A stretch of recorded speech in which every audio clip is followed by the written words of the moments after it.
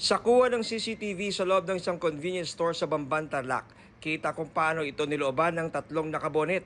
Maya-maya pa, makikita ang isa sa mga suspect habang pinipicturan ang vault na kanilang nabaklas. Ilang saglit pa, makikita ang isang suspect habang pasan-pasan na ang vault na tuluyan na niyang nilabas at isinakay sa kanilang getaway vehicle. Nahulikam din ang kanilang pagpuntirya sa tatlong establishmento sa probinsya ng Isabela.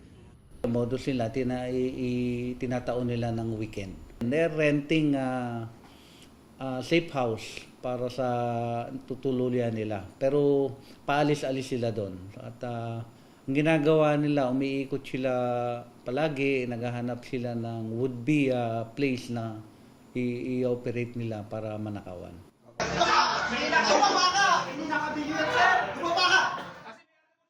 Arestado sa Porac at Mabalacat, Pampanga ang tatlong suspect kabilang ang kanilang leader.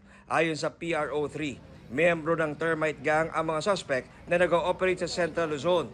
Sila rin umano ang nagukay ng tunnel sa isang rural bank sa Nueva Ecija nitong March 22. Binutas nila ang sahig nito, pinasok at dinimas ang pera sa loob. Itong grupo na to ay nagsimula ito yung sa tinatawag nating termite gang. Pinapasok nila sa ilalim, nagukay sila sa ilalim. Siguro nahihirapan na sila, according to them, medyo matagal. Ito kasi instant, in less than 20 minutes nakukuha nila yung gusto nila. Na-recover sa mga suspect ang kanilang getaway vehicle, ang kanilang ginagamit sa paghukay at kanilang magpasok sa mga establishmento at iba't ibang plaka sa kanilang mga getaway vehicle.